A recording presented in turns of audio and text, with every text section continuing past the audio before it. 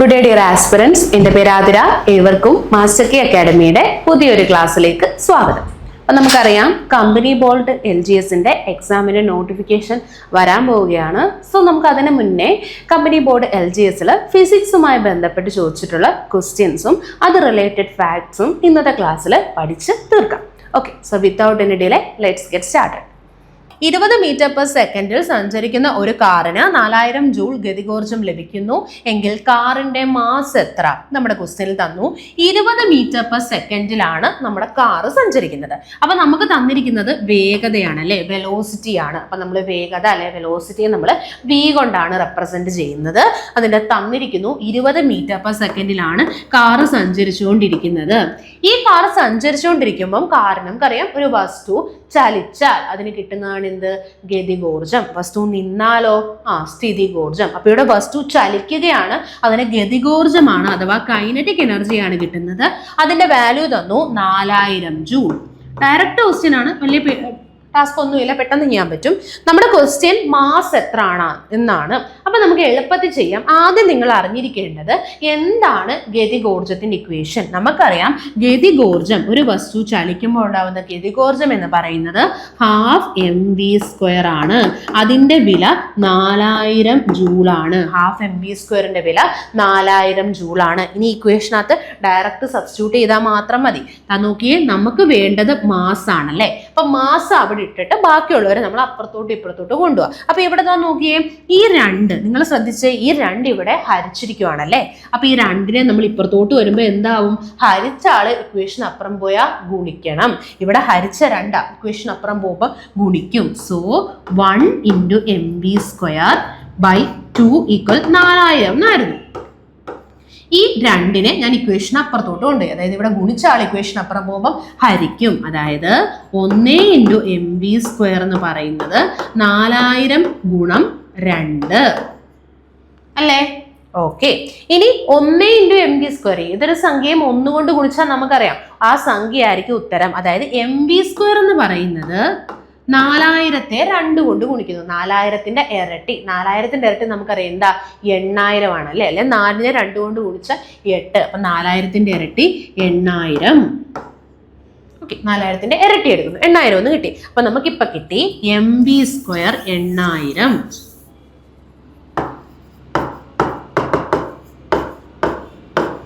Okay, അപ്പൊ നമുക്ക് കണ്ടുപിടിക്കേണ്ട ആരാ? m ആണല്ലേ. m × v-യുടെ വാല്യൂ നോക്കിയേ, v-യുടെ വാല്യൂ 20 എന്ന് തന്നിട്ടുണ്ട്. 20 എന്ന് മാത്രം എഴുതിയാൽ മതിയോ? ശരിയാവോ? ഇല്ല, അതിനൊരു സ്ക്വയർ ഉണ്ട്. അതപ്പോ ഇവനും കൊടുക്കണം. 20ന്റെ സ്ക്വയർ = 8000. അപ്പൊ ഈ മാസ് മാത്രം മതി. അപ്പൊ നോക്കിയേ, ഇവിടെ നമ്മൾ 20ന്റെ സ്ക്വയറിനെ മൾട്ടിപ്ലൈ ചെയ്യുവാണ് അല്ലെ. 20ന്റെ സ്ക്വയർ കൊണ്ട് നമ്മൾ ഗുണിക്കുവാണ്. അപ്പോൾ അത് ഇക്വേഷൻ അപ്പുറം പോകുമ്പോൾ എന്താവും? 20ന്റെ സ്ക്വയർ കൊണ്ട് ഹരിക്കണം. കാരണം ഇവിടെ ഗുണിച്ച ആള് ഇക്വേഷൻ അപ്പുറം പോകുമ്പോൾ ഹരിക്കുവാണ്. അപ്പൊ നമ്മുടെ 8000ത്തെ നമ്മൾ എന്ത് ചെയ്യണം? 20ന്റെ സ്ക്വയർ കൊണ്ട് ഹരിക്കണം. ഓക്കെ, ദാറ്റ് ഈസ് 8000/20ന്റെ സ്ക്വയർ. അപ്പൊ നമുക്ക് ഇങ്ങനെ എഴുതിക്കൂടെ? 20ന്റെ സ്ക്വയർ എന്ന് പറഞ്ഞാൽ 20 × 20 അല്ലേ, അതല്ലേ 20ന്റെ സ്ക്വയർ. അങ്ങനെ നമുക്കൊന്ന് എഴുതാം. 20ന്റെ സ്ക്വയറിനെ 20 × 20 എന്ന് എഴുതാം. 8000/20 × 20. ഓക്കെ, ഇനി പൂജ്യങ്ങൾ നമുക്ക് വെട്ടിക്കളയാം. താഴെ ഇവിടെ ഒരു പൂജ്യമുണ്ട്, ഈ ഒരു പൂജ്യമുണ്ട്, വെട്ടിക്കളഞ്ഞു. ഇവിടെ ഒരു പൂജ്യമുണ്ട്, ഇവിടെ ഒരു പൂജ്യമുണ്ട്, വെട്ടിക്കളഞ്ഞു. അപ്പൊ ഇപ്പൊ ഇനി മുകളിൽ എന്ത് മാത്രമേ ഉള്ളൂ? 2 പൂജ്യം പോയി കഴിഞ്ഞാൽ 8000ൽ 2 പൂജ്യം അങ്ങ് പോയി. ഇനി എത്രയേ ഉള്ളൂ? 80. 80/, താഴെ നോക്കിയേ, 2 × 2. സോ 80/2നെ 2 കൊണ്ട് ഗുണിച്ചാൽ നമുക്ക് 4 കിട്ടും. അപ്പൊ നമുക്ക് 80നെ 4 കൊണ്ട് ഹരിച്ചു നോക്കാം. 80നെ 4 കൊണ്ട്, ഓക്കെ, 2 4 8 0. ഇനി ഈ പൂജ്യത്തെ ഇവിടെ കൊടുക്കണോ? വേണ്ട, ഈ പൂജ്യത്തെ ഡയറക്റ്റ് ഇങ്ങോട്ട് ഷിഫ്റ്റ് ചെയ്തു. അപ്പൊ ആൻസർ എത്ര കിട്ടി? 20 എന്ന് കിട്ടി. അപ്പൊ ആൻസർ 20 കിലോഗ്രാം. എളുപ്പമല്ലേ? അപ്പം വളരെ സിമ്പിൾ ഒരു ക്വസ്റ്റ്യൻ ആണ്. നമുക്ക് കൈനറ്റിക് എനർജി ആയിരുന്നു ചോദിച്ചത്. അപ്പൊ ½ mv² ഇക്വേഷൻ എഴുതുക. v തന്നിട്ടുണ്ട്, കൈനറ്റിക് എനർജി തന്നിട്ടുണ്ട്. ജസ്റ്റ് ഒന്ന് റീഅറേഞ്ച് ചെയ്ത് എഴുതിയാൽ മതി. ഓക്കെ, ഇതൊക്കെയാണോ? ഓക്കെ, നിങ്ങൾ ഒന്നും കൂടെ ഈ വീഡിയോ നമ്മൾ പോർഷൻ ഒന്നുകൂടെ കണ്ടിട്ട് ടഫായിട്ടുള്ളവർ ഒന്നുകൂടെ കണ്ട് പഠിച്ച് ചെയ്തു പോകണം കേട്ടോ.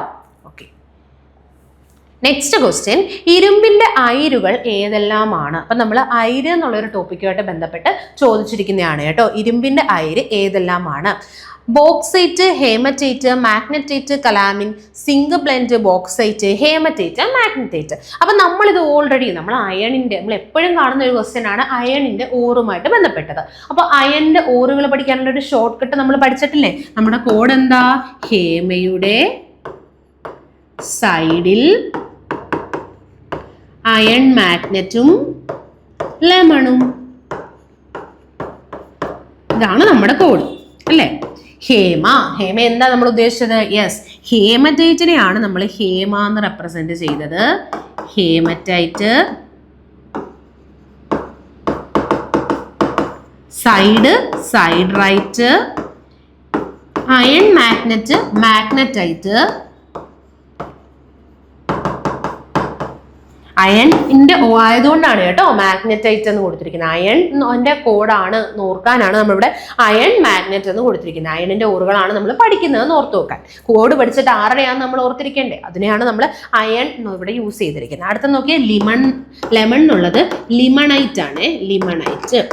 അപ്പൊ നമുക്ക് നോക്കാം, ബോക്സൈറ്റ്, ഹേമറ്റൈറ്റ് വന്നു. പക്ഷെ നമ്മൾ ഇതിനകത്ത് ബോക്സ് എന്ന് പഠിച്ചില്ല. പക്ഷെ നമുക്കറിയാം ബോക്സൈറ്റ് എന്ന് പറഞ്ഞാൽ അലൂമിനിയമാണ്. അപ്പൊ അതിന്റെ കോഡ് നമ്മൾ അന്ന് പറഞ്ഞില്ലേ? അലൂമിനിയത്തിന്റെ ബോക്സ് വീണപ്പോ കരഞ്ഞു. അലൂമിനിയത്തിന്റെ ബോക്സ് വീണപ്പോ കരഞ്ഞു. അലൂമിനിയത്തിന്റെ ഓർഗാനാണ് അലൂമിനിയത്തിന്റെ ബോക്സ് എന്ന് പറയുന്നത് ബോക്സൈറ്റ്. കരഞ്ഞു എന്നുള്ളത് നമ്മൾ ഈ കരയുന്നതിന് ഇംഗ്ലീഷിൽ എന്താ പറയുന്നത്? ക്രൈ എന്നല്ലേ? ക്രയോലൈറ്റ്. കരഞ്ഞു, ക്രയോലൈറ്റ്. അപ്പം അലൂമിനിയത്തിന്റെ ഓറുകളാണ് ബോക്സൈറ്റും ക്രയോലൈറ്റും. അപ്പൊ ബോക്സൈറ്റ് അലൂമിനിയത്തിൻ്റെതാണ്. അപ്പൊ നമ്മൾ ഏതൊക്കെയാണ് ഇരുമ്പിൻ്റെതെന്നാണ് ഒരെണ്ണമായി, പക്ഷെ രണ്ടെണ്ണവും കറക്റ്റ് ആയില്ല. അപ്പൊ ഇത് ആൻസർ റോങ് ആണ്. ഹേമറ്റൈറ്റ് പക്ഷെ അയണിൻ്റെതാണ്. ഓക്കെ, അടുത്ത നോക്കിയേ, മാഗ്നറ്റൈറ്റ്, കലാമിൻ. നമ്മുടെ മാഗ്നറ്റൈറ്റ് വന്നു, അത് അയണിൻ്റെതാണ്. പക്ഷേ കലാമിൻ ആലോചിച്ച് നോക്കണേ. കലാമിൻ എന്ന് പറയുന്നത് നമ്മുടെ സിങ്കിന്റെ നമ്മുടെ കലാമിൻ ലോഷനൊക്കെ നമ്മൾ യൂസ് ചെയ്യില്ലേ ബോഡിയിൽ, അതിനകത്തുള്ളത് എന്താണ്? സിങ്ക് ആണ് കേട്ടോ. അപ്പൊ കലാമിൻ എന്നത് എന്തിന്റെ ഓറാണ്? സിങ്കിന്റെ ഓറാണ്. അടുത്തത് നോക്കിയേ, അപ്പൊ ഈ ഓപ്ഷനും വരില്ല. അടുത്തത് നോക്കിയേ, സിങ്ക് ബ്ലെൻഡ്. പേര് തന്നെ ഉണ്ട് സിങ്ക് ബ്ലെൻഡ്. എന്തിന്റെ ഓറാണ്? സിങ്കിന്റെ ഓറാണ് സിങ്ക് ബ്ലെൻഡ്. അപ്പൊ അത് വരില്ല. ബോക്സൈറ്റ് എന്ന് പറയുന്നത് അലൂമിനിയത്തിൻ്റെതാണ്. അപ്പൊ ലാസ്റ്റ് ഓപ്ഷൻ നോക്കിയേ, ഹേമറ്റൈറ്റ്, മാഗ്നറ്റൈറ്റ്. നമ്മൾ പഠിച്ചു ഹേമറ്റൈറ്റ്, ഹേമയുടെ അയൺ മാഗ്നറ്റ് അല്ലേ? ഹേമറ്റൈറ്റും മാഗ്നറ്റൈറ്റും എന്തിൻ്റെയാണ്? നമ്മുടെ അയണിന്റെ ഓറാണ്. ഓക്കെ, നെക്സ്റ്റ് ക്വസ്റ്റ്യൻ, നഗ്നനേത്രങ്ങൾ കൊണ്ട് കാണാൻ സാധിക്കാത്ത ഗ്രഹം. നല്ലൊരു ക്വസ്റ്റ്യൻ ആണ്. നഗ്നനേത്രങ്ങൾ കൊണ്ട് കാണാൻ സാധിക്കാത്ത ഗ്രഹം ഏത്? ഓർത്തു വെക്കുക, നമുക്ക് നഗ്നനേത്രങ്ങൾ കൊണ്ട് കാണാൻ പറ്റാത്ത ഗ്രഹം എന്ന് പറയുന്നത് യുറാനസ് ആണ് കേട്ടോ. നമ്മുടെ ടെലസ്കോപ്പ് വെച്ച് ആദ്യമായിട്ട് കണ്ടെത്തിയ ഗ്രഹമാണ്. ടെലസ്കോപ്പിന്റെ സഹായത്താൽ കണ്ടെത്തിയ ആദ്യത്തെ ഗ്രഹം.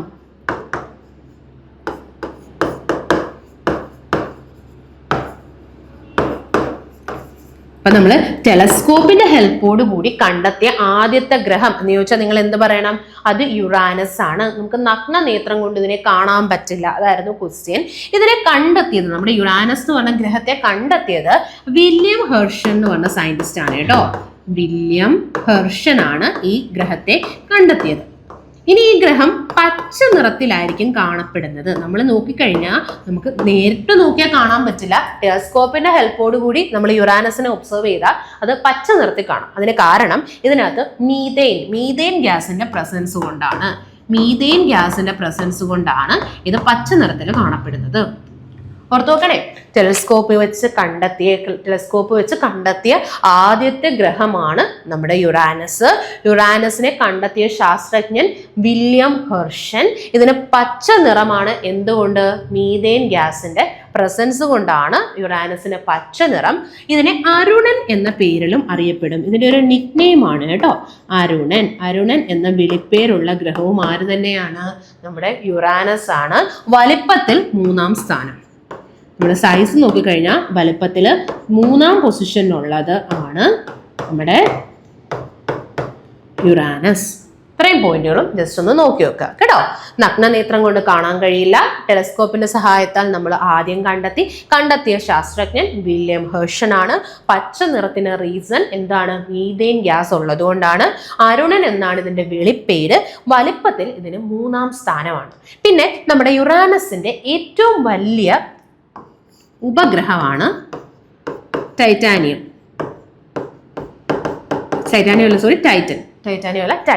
ഇതിന്റെ ഏറ്റവും വലിയ ഉപഗ്രഹമാണ് നമ്മുടെ ടൈറ്റൻ എന്ന് പറയുന്നത് കേട്ടോ. യുറാനസിന്റെ ഏറ്റവും വലിയ ഉപഗ്രഹമാണ് ടൈറ്റൻ. ഇത്രയും പോയിന്റും നമ്മളൊന്ന് ഓർത്തു വെക്കാം. Okay, next question.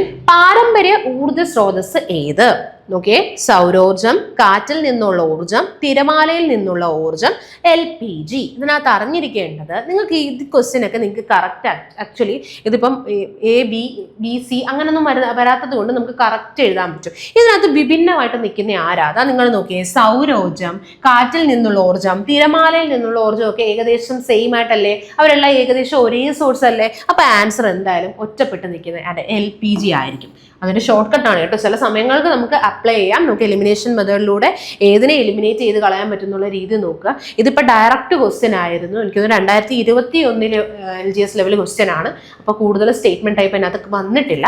ആ ടൈപ്പിലെ ക്വസ്റ്റ്യൻ ആണ്. അതുകൊണ്ടാണ് ഇവിടെ സ്റ്റേറ്റ്മെന്റ് ഒന്നും വരാഞ്ഞത്. അപ്പോൾ അതൊന്ന് വെച്ചിട്ട് നമുക്ക് എലിമിനേറ്റ് ചെയ്യാൻ പറ്റുന്നത് ചെയ്യാം. ഇവിടെ അങ്ങനെ ചെയ്യാം. ഓക്കെ, നമുക്ക് എന്തായാലും അറിഞ്ഞിരിക്കാം എന്താണ് പാരമ്പര്യ ഊർജ്ജ സ്രോതസ്.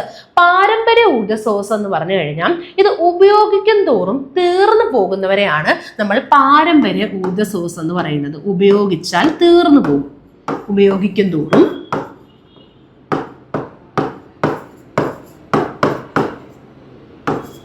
തീർന്നു പോകും. അതായത് നമുക്കറിയാലോ, നമ്മുടെ പെട്രോള്, ഡീസല്, മണ്ണെണ്ണ, LPG, CNG ഇതൊക്കെ നമ്മൾ ഉപയോഗിച്ചു കഴിഞ്ഞാൽ പെട്ടെന്ന് തീർന്നു പോകുന്നതല്ലേ? കാരണം ഇവരെന്ന് പറഞ്ഞാൽ വർഷങ്ങൾ, ഇപ്പൊ നമുക്കറിയാം പെട്രോൾ എന്നൊക്കെ പറഞ്ഞാൽ വർഷങ്ങളായിട്ട് നമ്മുടെ ഭൂമിക്കടിയിൽ ജൈവ അവശിഷ്ടങ്ങൾ മാറിയാണ്. അത് ജൈവ അവശിഷ്ടങ്ങൾ കൺവേർട്ട് ചെയ്തിട്ടാണ് നമുക്ക് എന്ത് കിട്ടുന്നത്? പെട്രോളൊക്കെ കിട്ടുന്നത്. അപ്പൊ ഇത്തരത്തിലുള്ള വസ്തുക്കൾ നമ്മൾ ഉപയോഗിക്കും തോറും എന്ത് ചെയ്തുകൊണ്ടിരിക്കും? തീർന്നു പോയിക്കൊണ്ടേയിരിക്കും. അപ്പൊ ഇവരെ നമ്മൾ വിളിക്കുന്ന പേരാണ് പാരമ്പര്യ ഊർജ്ജ സ്രോതസ് അല്ലെങ്കിൽ കൺവെൻഷണൽ എനർജി എന്ന് പറയും. ഓക്കെ, അപ്പൊ പാരമ്പര്യേതര ഊർജ്ജ സ്രോതസ് എന്തായിരിക്കും? ഉപയോഗിച്ചാലും തീർന്നു പോകില്ല. അതിന് ഉദാഹരണങ്ങളാണ് സൗരോർജം, കാറ്റിൽ നിന്നുള്ള ഊർജം, തിരമാലയിൽ നിന്നുള്ള ഊർജം. ഇതെല്ലാം തന്നെ എന്തിന് ഉദാഹരണമാണ്? പാരമ്പര്യേതര ഊർജ്ജ സ്രോതസ്സാണ്. പാരമ്പര്യേതര ഊർജ്ജ സ്രോതസ്സാണ്.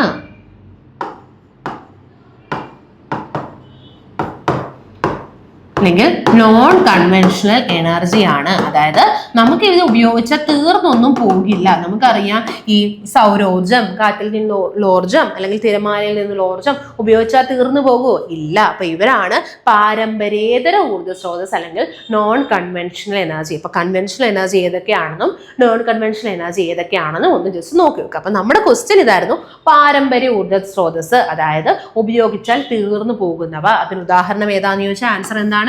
LPG. അപ്പൊ നമ്മുടെ ആൻസർ LPG ആണ് കേട്ടോ. നെക്സ്റ്റ് ക്വസ്റ്റ്യൻ, തെർമോമീറ്റർ അളക്കുന്ന ഭൗതിക അളവേത്? നമുക്കറിയാം തെർമോമീറ്റർ എന്തളക്കാനായിട്ടുള്ള ഉപകരണമാണ്? താപനില അളക്കുന്ന ഉപകരണമാണ്. താപനില അല്ലെങ്കിൽ നമ്മൾ പറയും ഊഷ്മാവ്. അപ്പൊ നമ്മൾ താപനില അല്ലെങ്കിൽ ഊഷ്മാവ് അളക്കുന്ന യൂണിറ്റ് ആണ് എന്ത്? അളക്കുന്ന ഉപകരണമാണ് തെർമോമീറ്റർ എന്നുള്ള ഉപകരണത്തിന്റെ ഹെൽപ്പോട് കൂടി നമുക്ക് താപനില അല്ലെങ്കിൽ ഊഷ്മാവ് അളക്കാം. ഇത് ഏത് യൂണിറ്റിലാണ് നമ്മൾ ടെമ്പറേച്ചർ മെഷർ ചെയ്യുന്നത്? താപനില നമ്മൾ പഠിച്ചിട്ടുണ്ട്. സെൽഷ്യസ് സ്കെയിലിൽ നമുക്ക് മെഷർ ചെയ്യാൻ പറ്റും, കെൽവിനിൽ നമുക്ക് ഇതിനെ അളക്കാനായിട്ട് പറ്റും. സെൽഷ്യസിൽ അളക്കാം, കെൽവിനിൽ അളക്കാം, ഇനി ഫാരൻഹീറ്റിൽ അളക്കാം. റൂമർ എന്ന് പറഞ്ഞ ഒരു സ്കെയിലുണ്ട് കേട്ടോ, ആ സ്കെയിലിൽ നമുക്ക് അളക്കാം. റൂമർ, സെൽഷ്യസില്, കെൽവിനില്, ഫാരൻഹീറ്റില്, റൂമർ കേട്ടോ. റൂമർ നോക്കി വെക്കണേ, കാരണം SCERTയിലെ ഒരു പോയിന്റ് ആണ് റൂമർ സ്കെയിൽ. അപ്പോൾ അതും കൂടെ അറിഞ്ഞിരിക്കുക.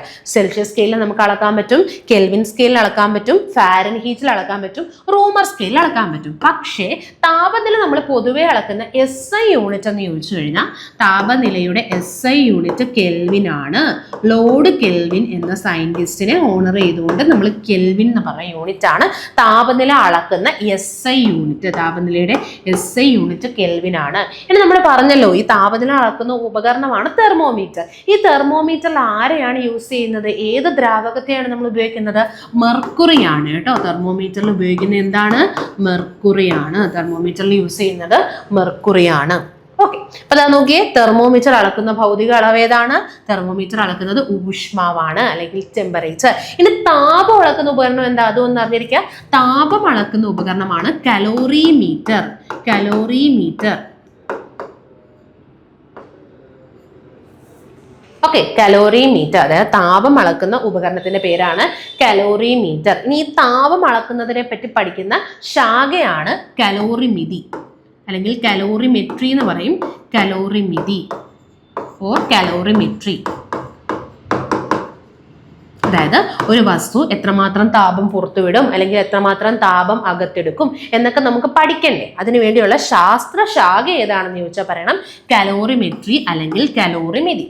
ഓക്കെ, ഇനി നമുക്കറിയാം മർദ്ദം, നമ്മളെ പ്രഷർ അളക്കാൻ ഉപയോഗിക്കുന്ന ഉപകരണം ഏതാണ്? പ്രഷർ ബാരോമീറ്റർ ആണല്ലേ. അന്തരീക്ഷ മർദ്ദമാണ് കേട്ടോ. അന്തരീക്ഷ മർദ്ദം നമ്മളിപ്പം അന്തരീക്ഷത്തിന്റെ എഴുതാം. പ്രഷറിന്റെ കേസിൽ 2-3 ഉപകരണങ്ങൾ വരുവേ. നമ്മൾ മർദ്ദം, ഇപ്പൊ നമുക്ക് അന്തരീക്ഷത്തിന്റെ മർദ്ദം അളക്കണം, അറ്റ്മോസ്ഫിയറിന്റെ മർദ്ദം അളക്കണമെങ്കിൽ നമ്മൾ ഉപയോഗിക്കുന്നതാണ് ബാരോമീറ്റർ. ബാരോമീറ്റർ എന്നുള്ള ഉപകരണം വെച്ചിട്ടാണ് നമ്മൾ എന്തുപയോഗിക്കുന്നത്? അന്തരീക്ഷത്തിന്റെ മർദ്ദം അളക്കുന്നത്. എന്നാൽ നമ്മുടെ ബ്ലഡ് പ്രഷർ ഒക്കെ മെഷർ ചെയ്യാനോ അതിന് നമ്മൾ ഉപയോഗിക്കുന്നതാണ് sphygmomanometer. Sphygmomanometer. Okay, നമ്മളുടെ പ്രഷർ, മനുഷ്യ ശരീരത്തിലെ മർദ്ദം അളക്കുന്ന ഉപകരണമാണ് എന്ത്? Sphygmomanometer. മനുഷ്യ ശരീരത്തിലെ രക്തത്തിന്റെയൊക്കെ ബ്ലഡിന്റെ പ്രഷർ മെഷർ ചെയ്യുന്ന ഉപകരണമാണ് sphygmomanometer. Blood pressure. Okay, sphygmomanometer. ഇനിയിപ്പം നമ്മൾ ഈ ഞാനൊരു ഗ്യാസ് എടുത്തിട്ട് ഒരു ട്യൂബ് അല്ലെങ്കിൽ ഇങ്ങനെ ഒരു അടച്ചു വെച്ചിരിക്കുന്ന ഒരു പാത്രത്തിനകത്ത് ഗ്യാസ് നിറച്ചിരിക്കുകയെന്ന് വിചാരിക്കും. അതിനകത്ത് ഞാൻ മൊത്തം ഗ്യാസ് നിറച്ചു. അപ്പൊ ഇത്തരത്തിലുള്ള ഒരു ക്ലോസ്ഡ് ആയിട്ടുള്ള പാത്രത്തിനകത്ത് ഞാനിപ്പോൾ ഒരു വാതകമല്ലേ നിറച്ചേ, ഈ വാതകം എത്രമാത്രം മർദ്ദം ചെലുത്തുന്നു എന്ന് അറിയാനായിട്ട് ഉപയോഗിക്കുന്ന ഉപകരണമാണ് മാനോമീറ്റർ.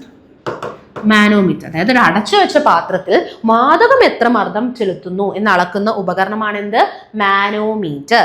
എന്നാൽ ബ്ലഡ് പ്രഷർ മെഷർ ചെയ്യുന്നത് സ്ഫിഗ്മോ മാനോമീറ്റർ.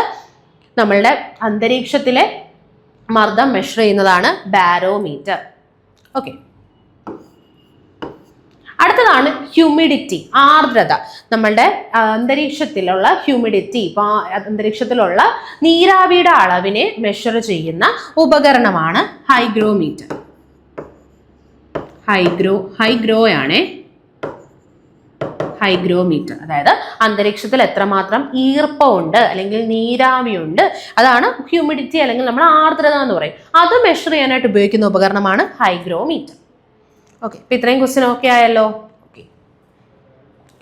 നെക്സ്റ്റ് ക്വസ്റ്റ്യൻ, താഴെ തന്നിരിക്കുന്നവയിൽ 2ാം വർഗ ഉത്തോലകം ഏത്? അപ്പൊ നമ്മൾ ഉത്തോലകം എന്നുള്ള ടോപ്പിക്ക് നേരത്തെ കണ്ടതാണ്. ഉത്തോലകങ്ങൾ എന്ന് പറഞ്ഞാൽ നമ്മുടെ പ്രവൃത്തി എളുപ്പമാക്കുന്ന ലഘു യന്ത്രമാണ്. ഇത് ഒരു ബിന്ദുവിനെ ആധാരമാക്കി പ്രവർത്തിക്കുന്ന ദണ്ഡുകൾ എന്നാണ് നമ്മൾ പറയുന്നത്. ഒരു പോയിന്റിനെ ആധാരമാക്കി പ്രവർത്തിക്കുന്ന ദണ്ഡുകളാണ്. ഇതിന് മെയിൻ ആയിട്ട് 3 പോയിന്റുകളുണ്ട്. ഒന്ന് ഫൽക്രം എന്ന് വിളിക്കും,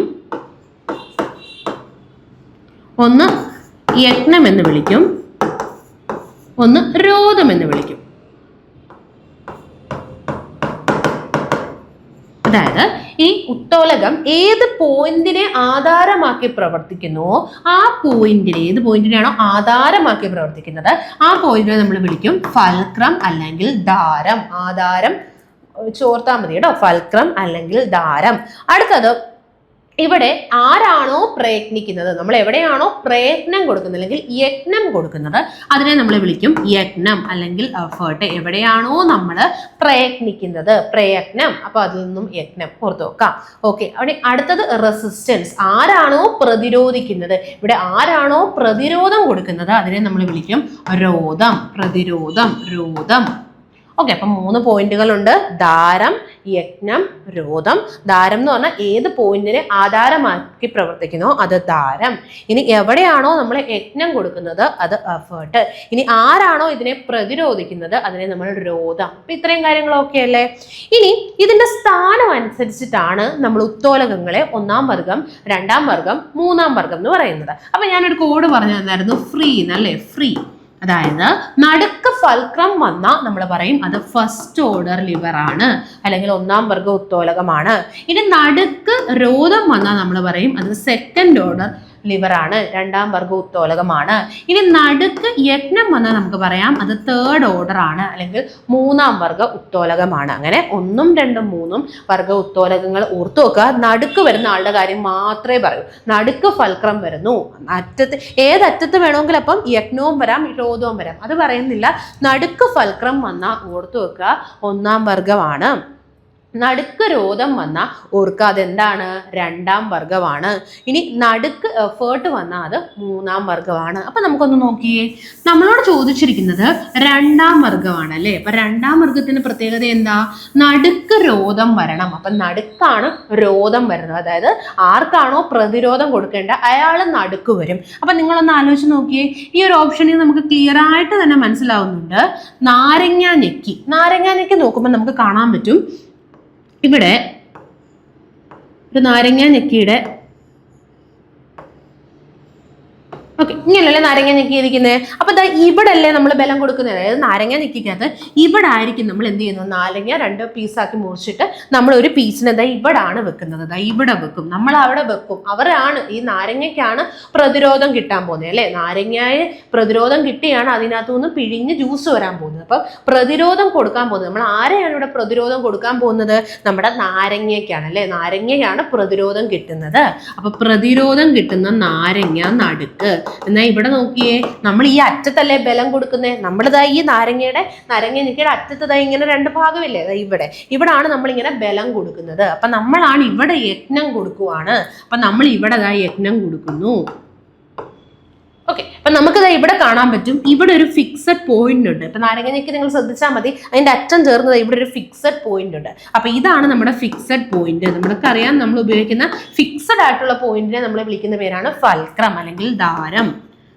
ഓക്കെ, അപ്പോൾ നാരങ്ങ ഞെക്കി നിങ്ങൾക്ക് കൃത്യമായിട്ട് കാണാം, നാരങ്ങ ഞെക്കി നടുക്കാണ് നാരങ്ങ ഇരിക്കുന്നത്, അല്ലെങ്കിൽ നാരങ്ങയ്ക്കാണ് ഇവിടെ പ്രതിരോധം ലഭിക്കുന്നത്. അപ്പം പ്രതിരോധം നടുക്കല്ലേ വന്നേ. അപ്പൊ ഇത് എന്ത് ഉത്തോലകമാണ്, 2-ാം വർഗം. ഓക്കെ, അപ്പൊ 2-ാം വർഗത്തിന് ഉദാഹരണമാണ് നാരങ്ങ ഞെക്കി. അതുപോലെ തന്നെ അടയ്ക്കാവെട്ടി ഇല്ലേ, നമ്മൾ അടയ്ക്കൊക്കെ ചെയ്യുന്നത്, അടയ്ക്കാവെട്ടി, നമുക്ക് അടയ്ക്കൊക്കെ മുറിച്ചെടുക്കാനായിട്ട് യൂസ് ചെയ്യുന്ന അടയ്ക്കാവെട്ടിയില്ലേ. അപ്പൊ അടയ്ക്കാവെട്ടി, നാരങ്ങ ഞെക്കിയൊക്കെ എന്തൊരു ഉദാഹരണമാണ്, 2-ാം വർഗമാണ്. അപ്പൊ അതുപോലെ തന്നെ ഉദാഹരണമാണ് നമ്മുടെ സ്റ്റേപ്ലർ. നമ്മൾ ഉപയോഗിക്കുന്ന സ്റ്റേപ്ലർ അല്ലേ, ഇത് എന്തൊരു ഉദാഹരണമാണ്, 2-ാം വർഗ ഉത്തോലകമാണ്. അപ്പം ബാക്കി നമുക്കൊന്ന് നോക്കാം. നമ്മുടെ കത്രിക, അപ്പൊ നമുക്ക് കത്രികയിൽ ഈസി ആയിട്ട് കാണാൻ പറ്റും. നിങ്ങളൊരു കത്രികയുടെ കേസ് നോക്കിയാൽ നമുക്ക് ഈസി ആയിട്ട് കാണാം. ഇങ്ങനെയാണല്ലേ കത്രിക ഇരിക്കുന്നത്. അതായത് കത്രികയുടെ ഇവിടെ ഒരു ഫിക്സഡ് പോയിന്റ് കാണാൻ പറ്റും. 2 സൈഡും ജോയിൻ ചെയ്യുന്ന ഒരു ഫിക്സഡ് പോയിന്റ് ഇവിടെ ഉണ്ട്. ഇതാണ് ഇവിടുത്തെ ഫൽക്രം. ഇതാണ് നമ്മുടെ ഇവിടുത്തെ ഫൽക്രം. ഇനി നോക്കി, ഈ ഒരു എൻഡിലല്ലേ നമ്മൾ ബലം കൊടുക്കുന്ന, എഫേർട്ട് കൊടുക്കുന്ന, യജ്ഞം കൊടുക്കുന്നത്. അപ്പൊ ഇതാണ് എഫേർട്ട്. ഇനി ഇവിടെ വെക്കുന്ന ഒരു പേപ്പറിനോ അല്ലെങ്കിൽ ഒരു തുണിക്കോ ആയിരിക്കും എന്ത് കിട്ടാൻ പോകുന്നത്, പ്രതിരോധം കിട്ടാൻ പോകുന്നത്, റെസിസ്റ്റൻസ് കിട്ടാൻ പോകുന്നത്. അപ്പോ നമ്മുടെ കത്രിക എന്ന് പറയുന്ന എന്തിന് ഉദാഹരണമാണ്, 1-ാം വർഗ ഉത്തോലകത്തിന് ഉദാഹരണമാണ്. അപ്പോൾ നമ്മൾ രണ്ടാം വർഗ ഉത്തോലകത്തിന് ഉദാഹരണമായിട്ട് പറഞ്ഞതാണ് നാരങ്ങ ഞെക്കി. നമ്മുടെ ക്വസ്റ്റ്യൻ അതായിരുന്നു രണ്ടാം വർഗ ഉത്തോലകം ഏത്? നാരങ്ങ ഞെക്കി, അടയ്ക്കാവെട്ടി, അതുപോലെ തന്നെ സ്റ്റേപ്ലർ ഒക്കെ എന്തിന് ഉദാഹരണമാണ്? രണ്ടാം വർഗം. കത്രിക എന്ന് പറയുന്നത് ഒന്നാം വർഗമാണ്. ഇനിയിപ്പം മൂന്നാം വർഗത്തിന് ഉദാഹരണങ്ങളാണ് നമ്മുടെ ചൂണ്ട. കാരണം നമ്മൾ ചൂണ്ടയൊക്കെ ശ്രദ്ധിച്ചാൽ മതി, നടുക്ക നമ്മൾ എഫേർട്ട് കൊടുക്കുന്നത് കേട്ടോ, ചൂണ്ട. അതുപോലെ തന്നെ നമ്മുടെ ചൂല്, നമ്മൾ ചൂലില്ലേ, ചൂലിന്റെ കേസിൽ നിങ്ങൾ ശ്രദ്ധിച്ചാൽ മതി, നമ്മൾ യജ്ഞം കൊടുക്കുന്നത്, അതായത് നമ്മൾ എഫേർട്ട് കൊടുക്കുന്നത്. ഇപ്പൊ ചൂലിന്റെ ആ സ്റ്റിക്കിന്റെ കേസിൽ എന്താ, നമ്മൾ നടുക്കാണ് ആക്ച്വലി എന്ത് കൊടുക്കുന്നത്? എഫേർട്ട് കൊടുക്കുന്നത്. അല്ലാതെ നിങ്ങൾ അറ്റത്താണോ, ചൂലിന്റെ അറ്റത്താണോ പിടിക്കുന്നത്? അല്ല, നമ്മൾ ബലം കൊടുക്കുന്നത് ആ നടുക്ക, എഫേർട്ട് സെന്റർ വരും. അതിന് എക്സാമ്പിൾ ആണ് ചൂണ്ട, ചവണ, അതുപോലെ തന്നെ ചൂല്. ഇതെല്ലാം തന്നെ എന്തിനു ഉദാഹരണമാണ്? മൂന്നാം വർഗ ഉത്തോലകത്തിന് ഉദാഹരണമാണ്. തേർഡ് ഓർഡർ ലിവർ ആണ് ചൂണ്ട, ചവണ, ചൂലൊക്കെ. ഓക്കെ, അപ്പൊ നമ്മുടെ ക്വസ്റ്റ്യൻ രണ്ടാം വർഗ ഉത്തോലകം ഏതെന്നായിരുന്നു? അതിന്റെ ആൻസർ നാരങ്ങ ഞെക്കിയാണ്. ഓക്കെ, നെക്സ്റ്റ് ക്വസ്റ്റ്യൻ, യൂണിറ്റ് പരപ്പളവിൽ വ്യാപകമർദ്ദം എന്നത് എന്താണ്? യൂണിറ്റ് പരപ്പളവിലെ വ്യാപകമർദ്ദം. നല്ല ക്വസ്റ്റ്യൻ ആണ് കേട്ടോ. കാരണം വ്യാപകമർദ്ദം എന്ന് കാണുമ്പോൾ പലരും മർദ്ദമാണെന്നൊക്കെ വിചാരിക്കും. പക്ഷെ അറിഞ്ഞിരിക്കുക, വ്യാപകമർദ്ദം എന്ന് പറയുന്നത് ഒരു ബലമാണ് കേട്ടോ. വ്യാപകമർദ്ദത്തിന്റെ യൂണിറ്റ് എന്ത് ചോദിച്ചിട്ടുള്ള ക്വസ്റ്റ്യൻ ആണ്.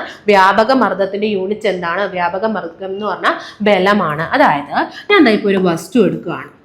ഓക്കെ, അപ്പൊ ഈ വസ്തുവിലേക്ക് ഉള്ള ബലം ഞാൻ നോക്കുക. അപ്പൊ ഈ വസ്തുവിനകത്ത് കുറെ ബലം അനുഭവപ്പെടുന്നെന്ന് വിചാരിക്കാം. ഈ വസ്തുവിൽ കുറെ ബലം നമ്മൾ കൊടുക്കുന്നു. അപ്പൊ ഈ ബലം ഞാൻ ഓരോന്നും നോക്കുമ്പം എനിക്കിവിടെ കുറച്ച് ബലം ദാ ഇങ്ങനെ,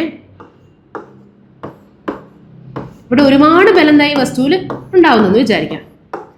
ഇവിടെ ഒരുപാട് ബലം ഞാൻ കൊടുത്തിട്ടില്ലേ? ഒരുപാട് ബലം കൊടുത്തു. എന്നാൽ ഇവിടെ ചില ബലം കണ്ടോ? ഫസ്റ്റ് വൺ, ഇത് ഈ ബലം എന്ന് പറയുന്നത് നമ്മുടെ സർഫസിൽ 90 ഡിഗ്രി മേക്ക് ചെയ്യുന്നില്ലേ? അതായത് ഇങ്ങനൊരു വസ്തു ഉണ്ടെങ്കിൽ ഇങ്ങനെ വരുമ്പോൾ നമുക്കറിയാം ഇവിടെ മേക്ക് ചെയ്യുന്ന ആംഗിൾ എത്ര ആണ്? 90 ആണ്. അതായത് ഇങ്ങനെ ഫോം ചെയ്തു 90 ഡിഗ്രി. അപ്പൊ എന്താ ഇവിടെ ഈ ഒരു ബലം 90 ഡിഗ്രിയാണ് ഫോം ചെയ്തത്. ഈ ഒരു ബലം 90 ഡിഗ്രി. എന്നിട്ട് വീണ്ടും ഇവിടെ നോക്കിയേ, ഇവിടെയും സർഫസിൽ 90 ഡിഗ്രിയാണ് മേക്ക് ചെയ്തത്. അപ്പൊ ഇതും 90 ഡിഗ്രി മേക്ക് ചെയ്തു. അപ്പൊ എന്താ രണ്ടാമത്തെ ആളും 90 ഡിഗ്രി. പക്ഷെ ഇങ്ങനെ നിങ്ങൾ നോക്കിയേ, ഇവിടെ നോക്കിയേ, ഇതും എന്താ പ്രതലത്തിൽ ഇവിടെയും 90, ഇവിടെയും 90, രണ്ടിടത്തും അത് എന്തുണ്ടാക്കുന്നുണ്ട്? 90 ഡിഗ്രി ഉണ്ടാക്കുന്നുണ്ട്. അപ്പൊ ഈ ബലവും 90 ഡിഗ്രി ഉണ്ടാക്കി. ഈ ബലം നോക്കിയേ, ഇതും 90 ഡിഗ്രിയാണ് മേക്ക് ചെയ്യുന്നത് അല്ലെ? അപ്പോൾ ഏത് ബലമാണോ ഒരു പ്രതലത്തിൽ 90 ഡിഗ്രി മേക്ക് ചെയ്യുന്നത്, അല്ലെങ്കിൽ പ്രതലത്തിന് ലംബമായിട്ടുള്ളത്, ഇതിനെ വിളിക്കുന്ന പേരാണ് വ്യാപകമർദ്ദം. അതായത് ഒരു വസ്തുവിൽ നമ്മൾ നോക്കുക ഏതൊക്കെ ബലമാണ് ലംബമായിട്ടുള്ളത്, 90 ഡിഗ്രി മേക്ക് ചെയ്യുന്നത്. ഇത്തരത്തിലുള്ള ബലത്തെ പിന്നെ നമ്മൾ വിളിക്കുന്ന പുതിയ പേരാണ് വ്യാപകമർദ്ദം. ബലം എന്ന് വിളിക്കില്ല, അവനെ നമ്മൾ വിളിക്കുന്ന പേരാണ് എന്ത്? വ്യാപകമർദ്ദം. അതായത് ഒരു പ്രതലത്തിൽ ലംബമായിട്ടുള്ള ബലമാണ്, ലംബമായ ബലത്തെയാണ് നമ്മൾ എന്തെന്ന് വിളിക്കുന്നത്? വ്യാപകമർദ്ദം. അപ്പം വ്യാപകമർദ്ദത്തിന്റെ യൂണിറ്റ് ഏതാന്ന് ചോദിച്ചാൽ എന്ത് പറയാം? ലംബമായ ബലം തന്നെ അല്ലേ? ബലത്തിന് മാറ്റമുണ്ടോ? ഇല്ല, അവനൊരു ബലമാണ്. പക്ഷെ അവന്റെ പ്രത്യേകത, അവൻ ലംബമായിട്ടായിരിക്കും ആക്ട് ചെയ്യുന്നത്. അപ്പം വ്യാപകമർദ്ദത്തിന്റെ യൂണിറ്റ് എന്ത് തന്നെയാണ്? ബലത്തിന്റെ യൂണിറ്റ് ആണ്. വ്യാപകമർദ്ദത്തിന്റെ യൂണിറ്റ് എന്ന് പറയുന്നത് ന്യൂട്ടൺ ആണ്. ഓർത്തു വെക്കുക. ഒരു പ്രതലത്തിൽ ഉണ്ടാകുന്ന ലംബമായ ബലമാണിത് വ്യാപകമർദ്ദം. അതിന്റെ യൂണിറ്റ് എന്ന് പറയുന്നത് ന്യൂട്ടൺ ആണ്. ഇനി യൂണിറ്റ് ഏരിയയിൽ, അതായത് ഞാനൊരു യൂണിറ്റ് ഏരിയ നോക്കുവാണ്. ആ യൂണിറ്റ് ഏരിയയിൽ ഇപ്പം 1 മീറ്റർ സ്ക്വയർ എടുത്തെന്ന് വിചാരിക്കാം. അപ്പൊ ഈ യൂണിറ്റ് ഏരിയയിൽ ഇതുപോലെ എത്ര ലംബമായ ബലം ഉണ്ടെന്ന് ഞാൻ എണ്ണി നോക്കുന്നു. ഓക്കെ, അപ്പൊ എത്ര ലംബമായ ബലമുണ്ട്? Unit area. ഇതിനെ നമ്മൾ വിളിക്കുന്ന പേരാണ് പ്രഷർ. ഓക്കെ, അപ്പൊ പ്രഷർ എന്ന് പറഞ്ഞാൽ വ്യാപകമർദ്ദം നമ്മൾ കാൽക്കുലേറ്റ് ചെയ്യുന്നു. എവിടെയാണ് നമ്മൾ വ്യാപകമർദ്ദം കാൽക്കുലേറ്റ് ചെയ്തത്? അതെ, യൂണിറ്റ് ഏരിയയിൽ. നമുക്ക് തന്നിരിക്കുന്ന ഏരിയയിൽ എത്രമാത്രം വ്യാപകമർദ്ദം, അതായത് എത്രമാത്രം ബലങ്ങളാണ് 90 ഡിഗ്രി ഉണ്ടാക്കുന്നത് എന്ന് നമ്മൾ കൗണ്ട് ചെയ്താൽ നമുക്ക് കിട്ടുന്നതാണ് എന്ത്? പ്രഷർ എന്ന് പറയുന്നത്. അപ്പൊ പ്രഷർ എന്ന് പറയുന്നത് എന്താണ്?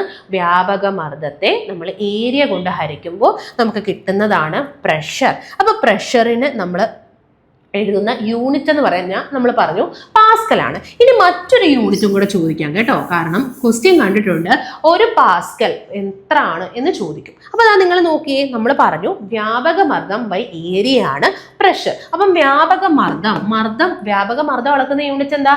വ്യാപകമർദ്ദം ലംബമായ ബലമാണ്. ബലം അളക്കുന്ന യൂണിറ്റ് ന്യൂട്ടൺ ആണ്. By area അളക്കുന്നതോ?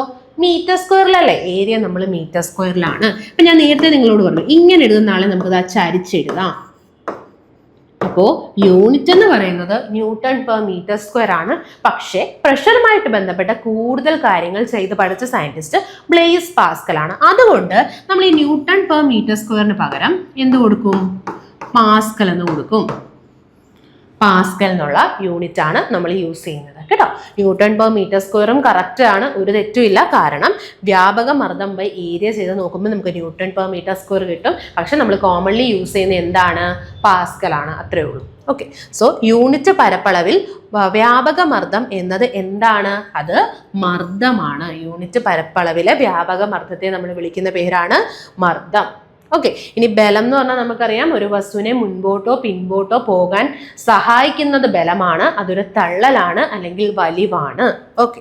പ്രവൃത്തി എന്ന് പറഞ്ഞാൽ നമുക്കറിയാലോ ഒരു വസ്തുവിൽ നമ്മളൊരു ബലം കൊടുക്കുന്നു. ബലം കൊടുക്കുമ്പം വസ്തുവിന് കുറച്ച് ദൂരം സഞ്ചരിക്കണം. അതായത് ഞാനിപ്പോൾ ഇങ്ങനെ ഒരു വസ്തു ഇരിക്കുകയാണ്, വസ്തുവിൽ ഞാനൊരു ബലം കൊടുത്തു. ബലം കൊടുത്തപ്പം വസ്തു കണ്ട് ചെറുതായിട്ടൊന്ന് അനങ്ങി, ചെറുതായിട്ട് എൻ്റെ സ്ഥാനം മാറി. അപ്പോൾ നമ്മൾ എന്ത് ചെയ്തെന്ന് പറയാം? പ്രവൃത്തി ചെയ്തു എന്ന് പറയാം. പ്രവൃത്തിയും ഊർജവും രണ്ടും എന്താണ്?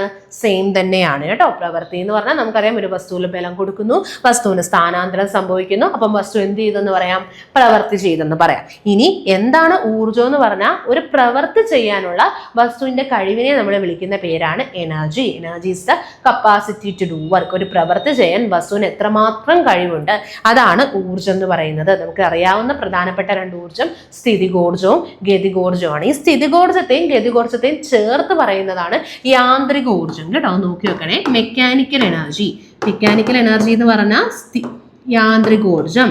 നമ്മുടെ സ്ഥിതികോർജത്തെയും അതോടൊപ്പം തന്നെ ഗതികോർജത്തെയും കൂടെ ചേർത്ത് രണ്ടും കൂടെ ചേർത്ത് പറയുന്നതാണ് യാന്ത്രികോർജം. യാന്ത്രികോർജത്തിന്റെ രണ്ട് ഭാഗങ്ങളാണ് സ്ഥിതികോർജം. ഒരു വസ്തു സ്ഥിതി ചെയ്യുമ്പം കിട്ടുന്ന ഊർജം, അതിനെ നമ്മൾ mgh എന്നുള്ള ഇക്വേഷൻ വെച്ചാണ് സ്ഥിതികോർജത്തെ റെപ്രസെന്റ് ചെയ്യുന്നത്. ഓക്കെ.